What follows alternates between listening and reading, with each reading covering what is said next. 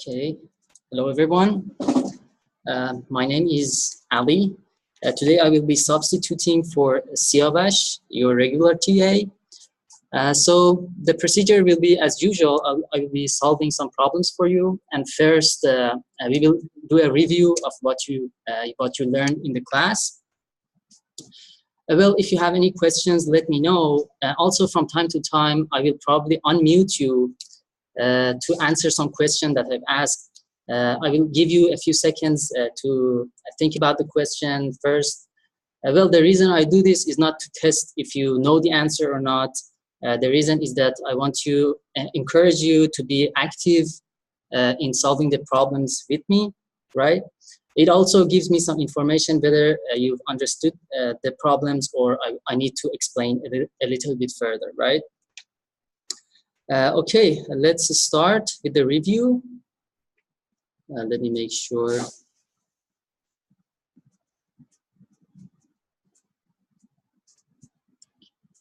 Also, if you have any questions or any problems that you see, just let me know in the chat room, right? Okay. So first, I'll do a review of the kinds of supports that we can have in statics, right? So as you can see, these are just on this side that you see. These are just kind of symbols, right, for the kind of unknowns that we have. So, for example, for these kind of symbols that you have here, you have just one unknown reaction, right? For this one, you also have one reaction, but you know the direction of the reaction. Oh, sorry. But you know the direction of the reaction, right? This one is the same, and this one is kind of the most common one, which is a pinned support. A pinned support has two unknowns, which is one component in the x direction and one component in the y direction, right? We also have the fixed kind of support, which means that you have two force reactions and one moment reaction, right? You'll see in the examples how we use these symbols to represent unknown forces. Okay, so the general procedure of solving a problem in statics is this. So first, let me do this, okay. So first, it's free body diagram. So you look at your problem and you put all the forces that you have on your rigid body, right? You have external forces and you have unknown forces from the supports, right? So this is the first step. The second step is basically writing these equations, right? So if your problem is a three-dimensional problem, you have 3D, you have these 6 equations. If your problem is two-dimensional, you have 3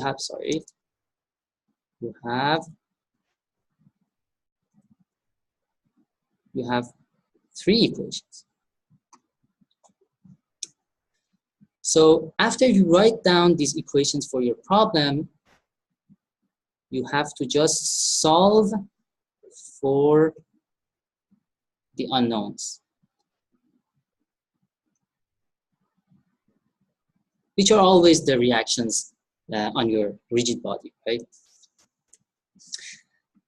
Okay, so just to tell you as a review, so in the class, you saw that you can have 2 special situations here.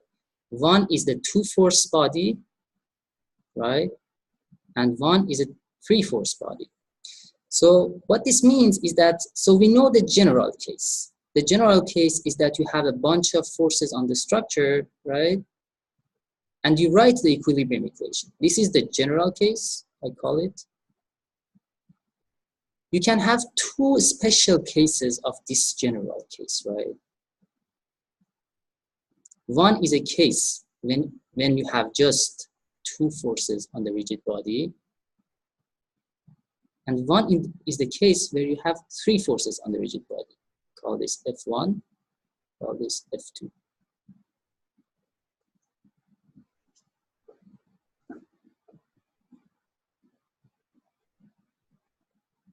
right? So basically, this 2-force and 3-force thing is just a special case of this general case that you have many forces on your body, right? So why is it important that we know this? Well, first of all, you can solve any problem with the general method, right? But if your problem is one of these two, well, instead of spending like 20 minutes on the problem, you can spend like 5 or 10 minutes, right? You can solve it easier. So let's say you have a problem that you know has 2 forces on it, and you don't know one of the forces. So let's say there is a force here that you don't know.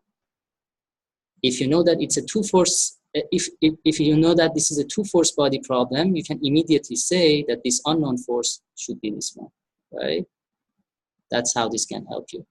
Also, if you have 3 forces, you will know that the 3 forces form a triangle like this, right? So this is F1, this is F2, and F3.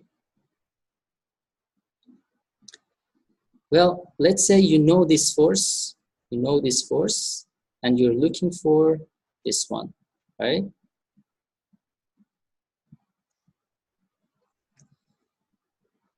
If this is the situation and you know this angle, then you can use the law of cosines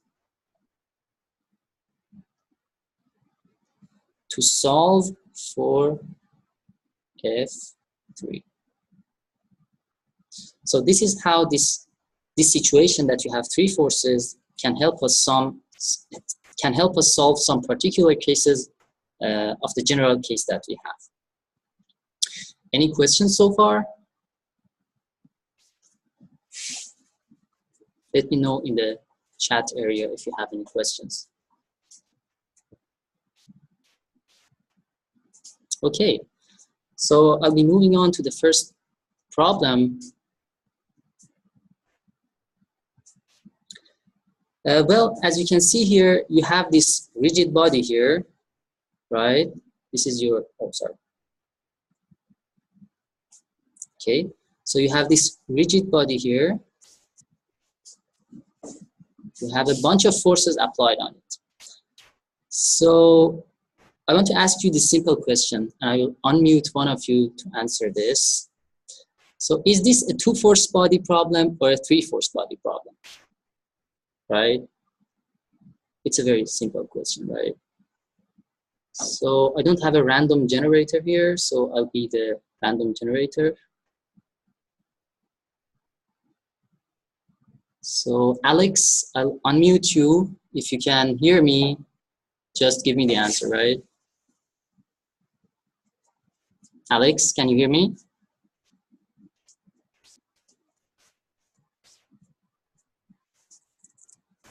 Alex, do you hear me?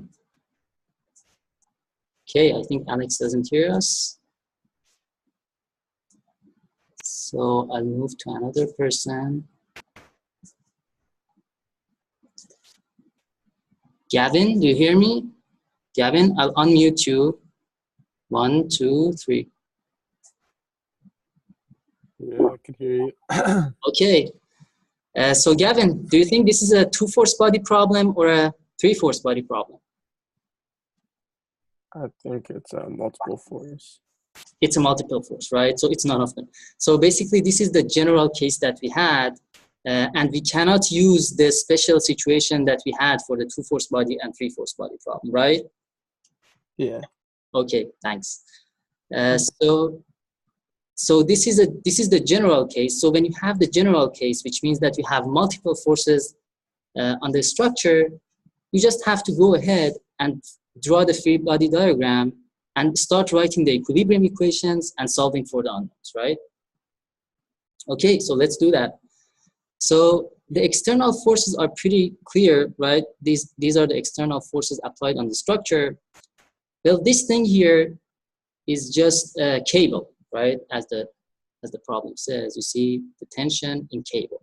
So this thing is a cable, and a cable just when you see a cable, just apply a force in the direction of the cable, right? So the cable has the property that gives you the direction of the force. So you just have to calculate the magnitude of the force in the cable, right?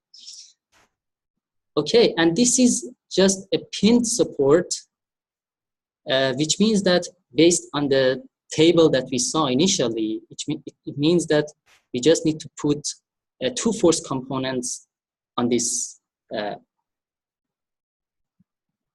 at this point of the rigid body, right? So if I draw the free body diagram, the external forces are here, two force components for AX and AY, and one force for the cable. Okay. Now we have to, the next step after drawing the free body diagram is writing equilibrium equations, right? So we have to be kind of smart with writing equilibrium equations because we have several choices, right? You can use two force equilibrium equations and one moment, two force, one moment, or one force, two moment, or just three moments, right? So you can write sigma fx equals 0, sigma fy equals 0, and 1 sigma m equals 0, right? You can write sigma fx equals 0 and sum the moments about two different points. For this problem, I will show you both of these cases, right? Okay, so first let's take care of this a sub x. So what equilibrium equation would you write to calculate a sub x? So this is one question. I will unmute one of you guys.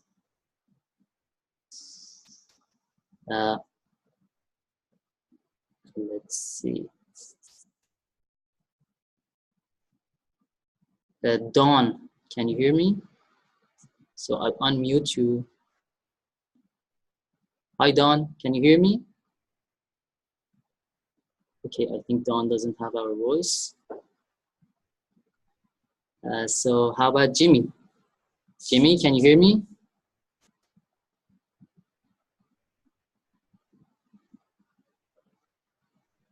Okay, we don't have Jimmy as well. Okay, so I'll try. Okay, someone.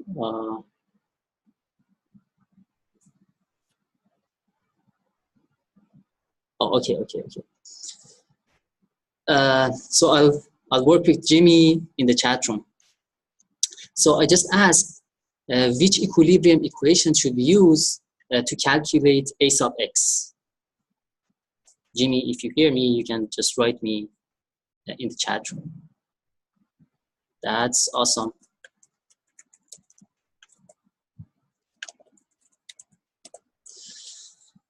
Okay, so to calculate this x component, as Jimmy told us, we just have to write the sum of forces in the x direction. Oh, sorry, let me. So sigma fx equals 0 gives us ax. Because if you see in the x direction, you only have this a sub x and there is no other force. So let's go to the next slide. Well, that's what we have done here. You see, the sum of forces in the x direction is just this a sub x. The left-hand side becomes just this, and the right-hand side is 0, right? Okay, now the next step is to calculate the moment around some point, which is the second equilibrium equation that we have. Then you have a lot of options for the point that you want to calculate the moment about, right? You could choose even here. But that would make our lives a little bit difficult, right? Because if you calculate the moment about this point, you would have all these forces and you would have these three unknown forces in your equilibrium equation. So what you can do is to choose the point that you want to calculate the moment about kind of in a smart way. So if you choose the point here, what happens is that these three forces pass through this point, which means that their moment, which is the moment is R cross F, will be 0 for the three forces, right? For the three forces. So what remains from the forces on the structure are these ones and this unknown, right? So if I calculate, so you have just these ones, right? This one, these three will be 0, and you will have just these ones. The rest is straightforward. So when you want to calculate the moment of a force about a point, you just multiply the distance, the vertical distance from the point to the force, and multiply it by the force. So let's see, for example, this 15-pound one, it's here. Okay, this one is this 15-pound one. So let me do this. Okay, so you see this is the force, and the sum of these tiny distances becomes 28. So 15 times 28 is the moment of this 15-pound force about this one, right? And you can repeat this for all the other forces, and also for the unknown force that you have here, right? So you can write this equilibrium equation and then sum the forces, and you calculate for the unknown, which is this AY, which has a moment about, oh, sorry, sigma MB. Yeah, this one is for moment about B. So let me show you the moment about A. So this one is the moment about this point. So if you calculate the moment about this point, you will get FBC equals this value, right? So after you get FBC, then you can write sigma Fy equals 0, which is another one of your equilibrium equations. And in the sigma Fy equals 0, the only unknown that remains is this one, right? And then you easily get AY equals 245, right? Okay, so you could have, so you see, I used two force equilibrium equations, which is one sigma Fx, sigma Fy, and sigma Ma, right? You could have used sigma Mb, sigma Fx, and sigma Ma, right? So you had two ways of going about solving this problem. So if you have any questions about this question, let me know. Any of the steps unclear, just feel free to ask me. Don't be shy.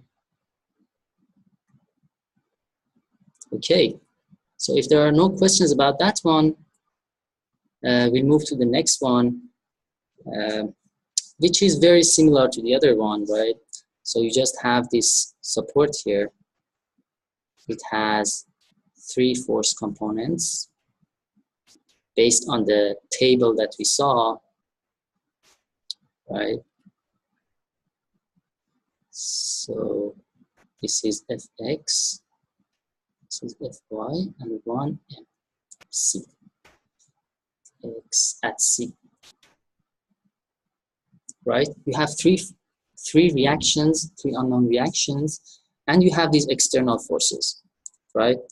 So the equilibrium equations that we can use are sigma Fx equals 0, sigma Fy equals 0, and sigma M about C equals 0. So let's see how that works out. I mean, the only thing about this problem is to remember that you have to consider the radius of this pulley here, right? So when you want to calculate the moment about this point, you have to be careful to consider this distance, right? Okay, so the first step was writing the, drawing the free body diagram,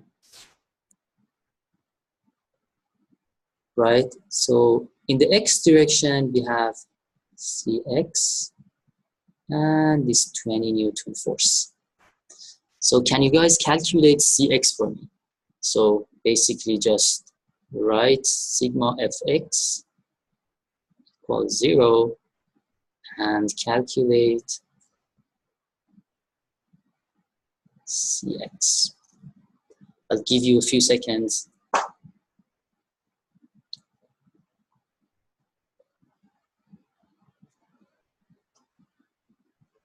So you have these two forces, and you want to calculate sigma C sub x using sigma Fx equals 0.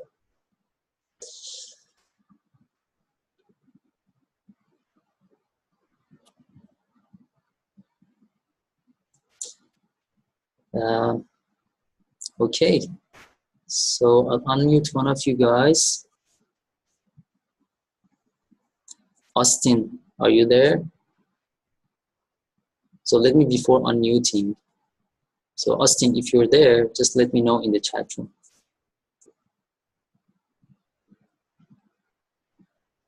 So I think Austin's not there.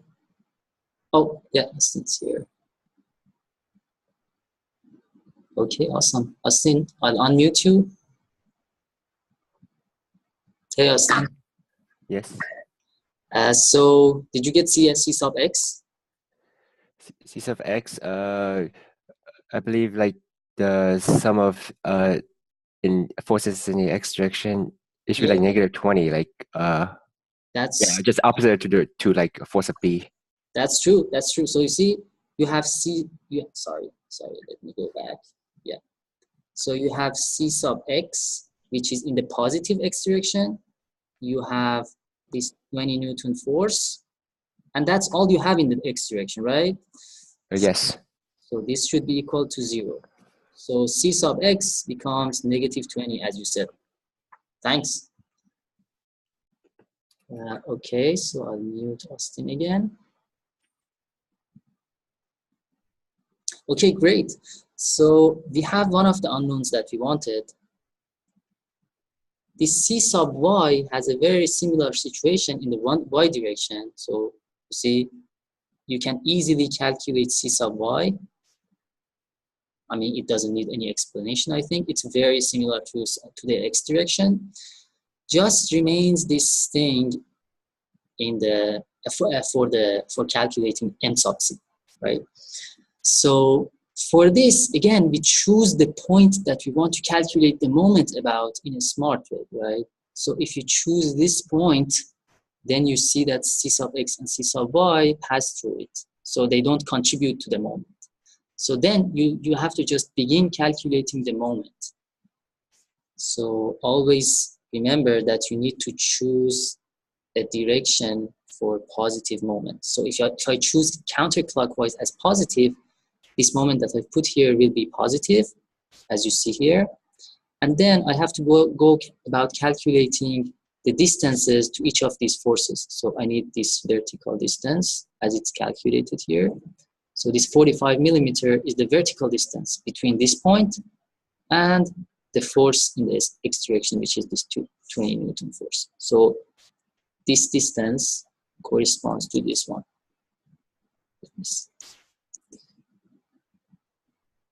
This distance corresponds to this one, right? Oh, sorry. It needs a little bit more. Sorry. So I would say, let me correct this. This distance belongs to this, which is 45 plus the radius of this pulley here, which is 10. So it becomes 55. So you see this 55 millimeters becomes 0.055 meters, and you have the 20 newtons force.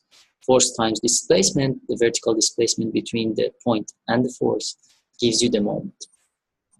If you have the moment equation, then you easily have the unknown that you were looking for. You can calculate MC from this equation.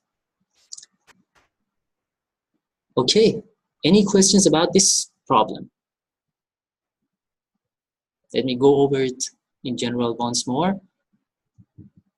We had three unknowns here. We drew the free body diagram. We summed the forces in the x direction. We got Cx. We summed the forces in the y direction. We got Cy. We calculated the moment about this point, and we got the unknown m sub c. Right? Everything is clear? Let me know if you have any questions.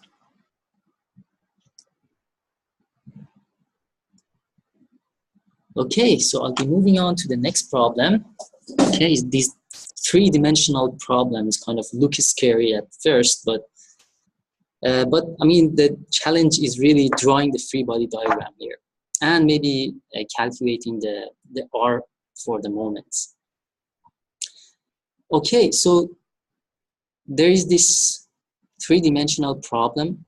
We first detect what's our rigid body. Well, these three are cables, so we know the direction of the force, right? The rigid body is this thing, right? We have one support here. This is a three-dimensional pin. So can you guys in the chat room, anyone who knows, tell me how many reaction components do we have at this point? I'll be waiting here. So how many reaction components do we have at a three-dimensional pin support?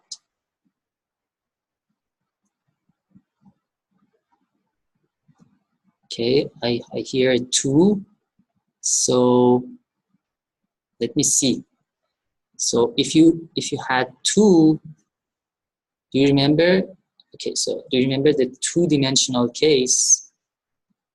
A pin support in 2 dimensions. So if it was 2 dimensions, then you would have a x and a y. But this is the 3-dimensional case. Let's see, we have one more response. Oh, awesome. That's correct. Thank you, Gavin. So as Gavin said, we have, oh, sorry. We have 3 reactions. Sorry, this thing is reactions for 3-dimensional pin. So at this point, you should just put 3 forces in the 3 directions of the coordinate system, right? Okay, you have 2 external forces. So let's see how many, the tally of all the forces.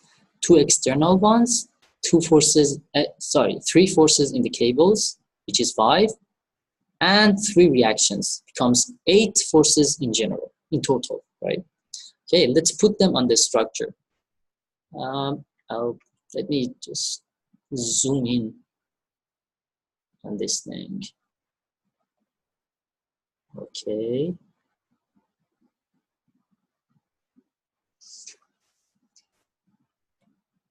Okay. So this is our free body diagram.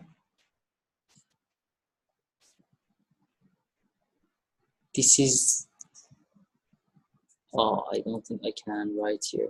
Okay, so we'll have to, so this is the force in one cable, the force in the other cable, the force in the third cable.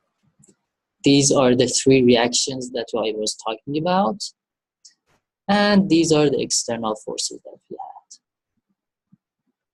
So 1, 2, 3, 4, 5, 6. So 1, 2, 3, 4, 5, 6, 7, 8. 8 forces on the rigid body. Okay, so we have 6 equilibrium equations in 3D, right? But if you calculate the moment about a point, you instantly get 3 of them because you get a vector moment equals 0. A vector contains 3 equations, right? So if you calculate the vector of moment about this point, you immediately get the 3 equilibrium equations, right? Again, we have chosen the point that we want to calculate the moment about in a smart way, which is here at the point of the support, so that these 3 forces pass through the point, right? Okay, I have chosen the point, got rid of these forces. The forces that remain are these 1, 2, 3, 4, 5 forces. So the definition of moment is M equals R cross F, right?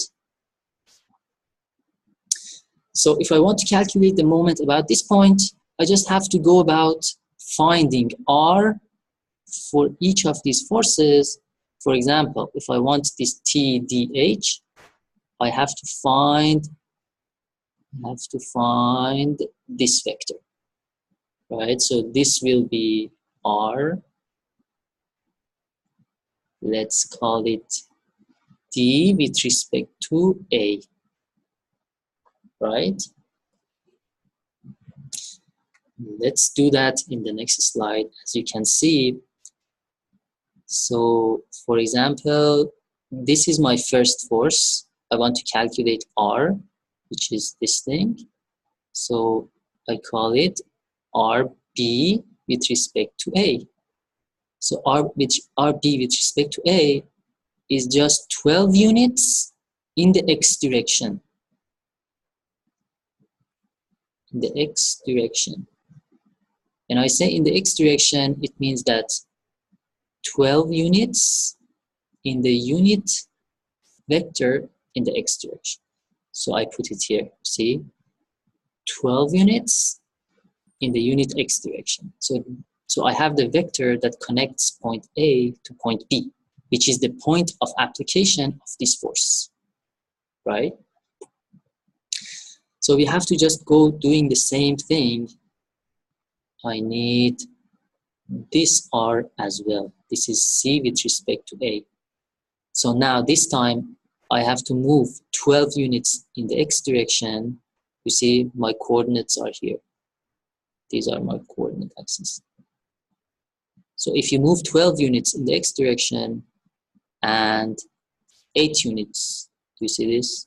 8 units in the y direction, sorry, 8 units in the negative z direction. So this is the z axis, right?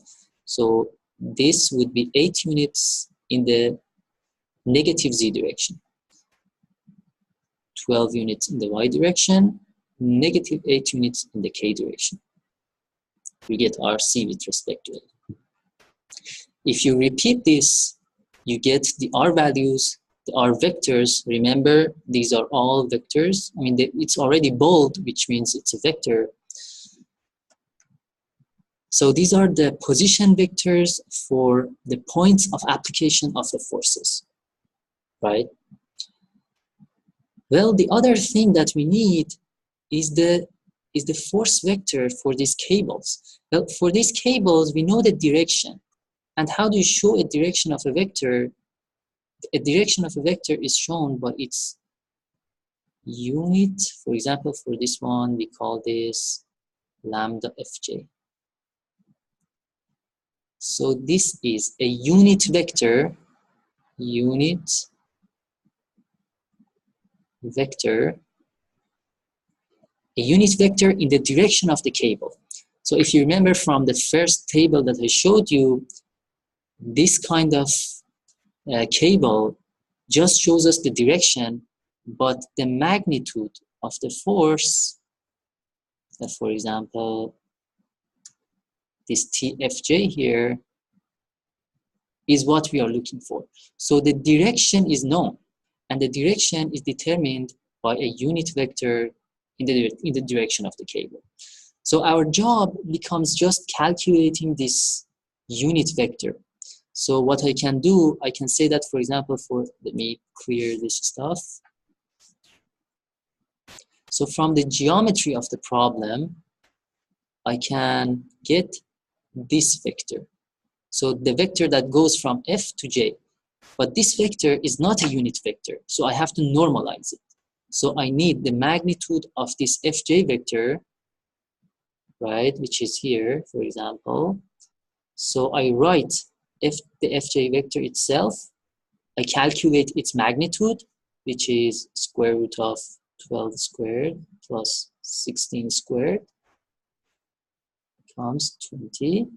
So this becomes the magnitude of Fj vector, right? So if I want to calculate this, we just divide Fj by the norm of Fj. So this gives you a normal vector in the direction of Fj. Any questions about this? So you want a normal vector in the direction of the cable. We calculate the vector along the cable. You divide it by the magnitude of the vector, and you get a normal in the direction of the cable. Everyone clear on this? Okay, so now that you have these normal vectors, you see these are vectors. Don't forget that. Always be careful of the distinction of vectors and scalars. So now that you have these unit vectors, so let's see. What does the actual vector of force become? So this is the force vector of the cable, TDH is equal to the magnitude of TDH times this unit vector. Okay? Now this is a vector, this is a scalar, and the whole thing becomes a vector. Okay, now that we have these vectors for the forces and the positions, we can go about using the definition of moment, which is R cross F, and calculate the moment about this point A. Now this figure is a bit small here. So we have the position vector, we have the force vector. Oh, let me see, okay. We have the force vector. We can go ahead and calculate their cross product. So this PG is, you see, is this one. This is the force. Now, let me write this here again. So R is a vector from B to A, cross T is the magnitude of the force. Right? This T here, it means the magnitude of the force. And this lambda BG, now this is the unit vector in the direction of the cable, in the direction of this cable. Let me, of this cable, right? Okay, so you do the same thing for TH, you do the same thing for FJ, for TH, FJ, and for the external forces, which is this, for example, let me see, E. This E, A with respect to E is this force here. So in the previous slide, we calculated these R values and the unit vectors. So all that remains is calculating the cross products.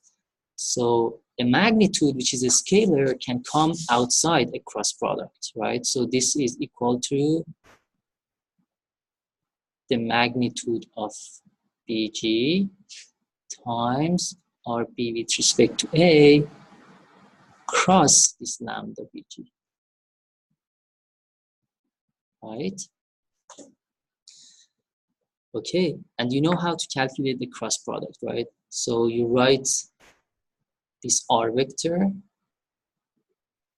you write this lambda vector, which is the unit vector, and you calculate the cross product, which is the determinant of this thing. So you multiply this 0 by this first, this 0 by this, and you put this piece up behind I, this thing.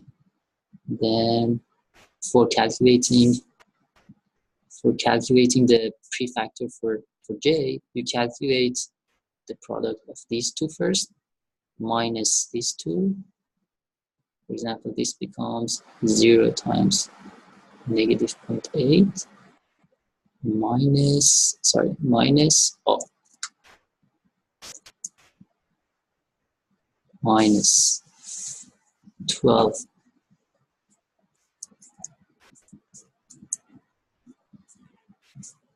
12.6 becomes the prefactor for J, and the same with K, right? So after you calculate the cross products, you get 3 equations for M, sigma M equals 0, right? So this one equation is the sum of the coefficients of I, right? The cross products have some coefficient in I. You sum them and you get the first equation, which is for sigma mx. Sigma my equals 0 and sigma mz equals 0, right? As you can see, you have 3 equations now. How many unknowns? TDH, TFJ, and TBG. 3 unknowns, 3 equations, right? Any questions about this procedure so far? Don't be shy. If you have a question, just let me know in the chat room.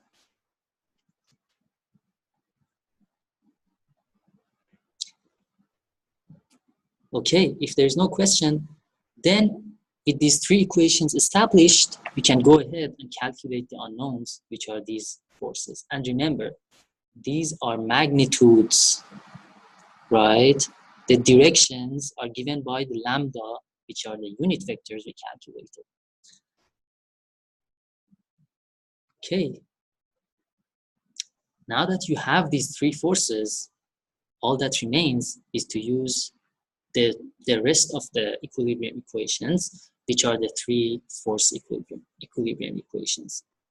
Sigma f x equals 0, sigma f y equals 0, sigma f z equals 0. Okay, let's go back to the free body diagram and see what's happening. Okay, so let me see, for example, for this one, let me remove everything. Okay. This is your x direction. So if you want to calculate stuff in the x direction, you have to consider the x component of this cable force, the x component of this cable force, the x component of this one.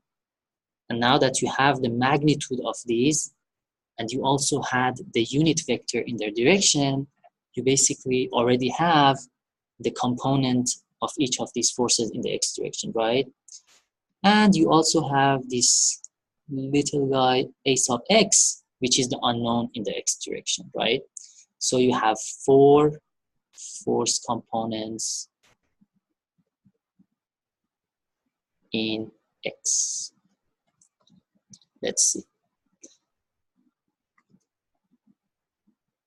So if you write them down, this is the unknown. This is from one of the cables. This is from the other cable. And the other one is missing because you see TFJ has turned out 0. So you have the X component of BG and the X component of DH. In the Y direction and in the Z direction, it's completely the same. Again, you end up with 3 equations and 3 unknowns. So if you solve these equations, what you get is the value of the force in the X direction, the value of the force in the Y direction, and the value of the force in the Z direction. So you can also combine these 3 and write the reaction force as a single vector, right? So these 3 components here, you can combine them and write them as a single vector. Let me remove this. Okay. Okay, we have a couple of minutes left. If anyone has any question about any part of this presentation, just let me know. Especially this last one. So I'll go through the procedure we used here. So we calculated the unit vectors in the direction of the cable, the magnitude of forces in the direction of the cable were the unknowns. We also had 3 unknowns at the reaction point, which is a pin support in 3-dimensional case. We also have 2 external forces. We first took the moment about this point. Okay, yes, we have one question.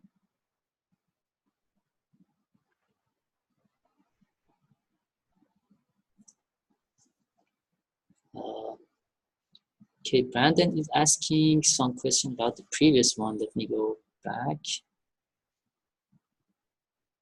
Include M sub C. Oh, okay.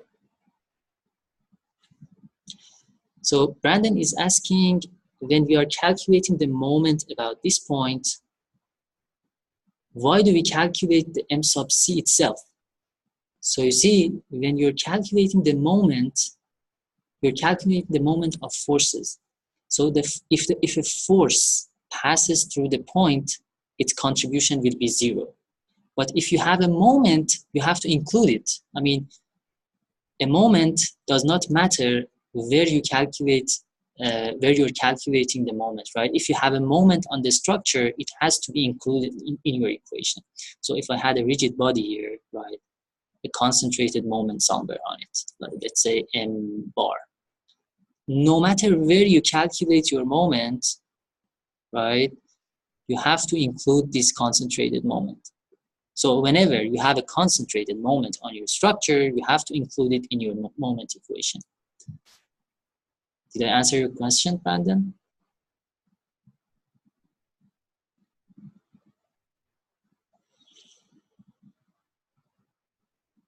Okay. Great. Any other questions?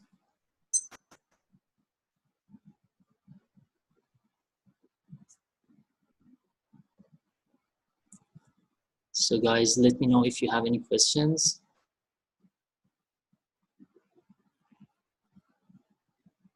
Okay, Austin is asking a question. So Austin, I'll unmute you. Let me unmute Austin.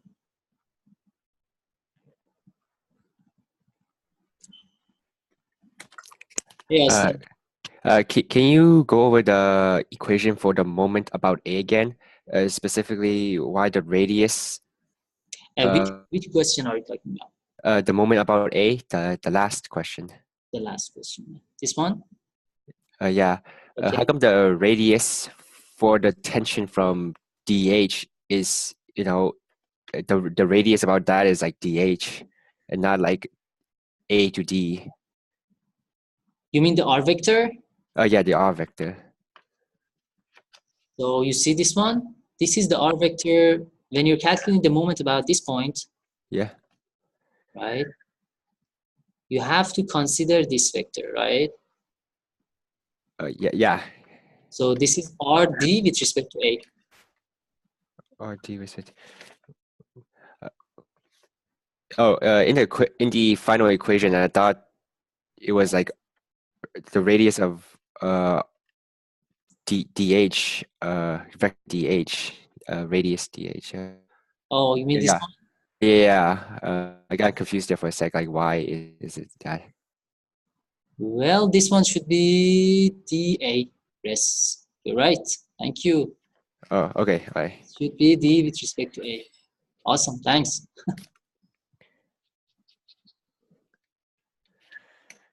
Okay, does that answer your question? Yeah, that answers my question. Okay, thank you. Thanks. Okay, guys, any more questions?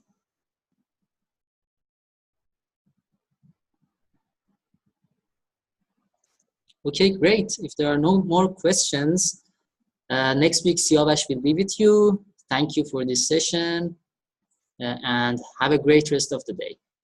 Bye, guys. Oh, there's one more question. Let me see. Oh, okay. It was not a question. Okay. Take care.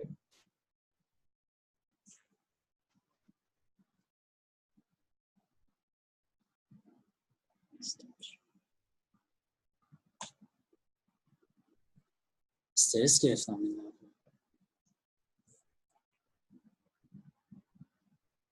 بزنم.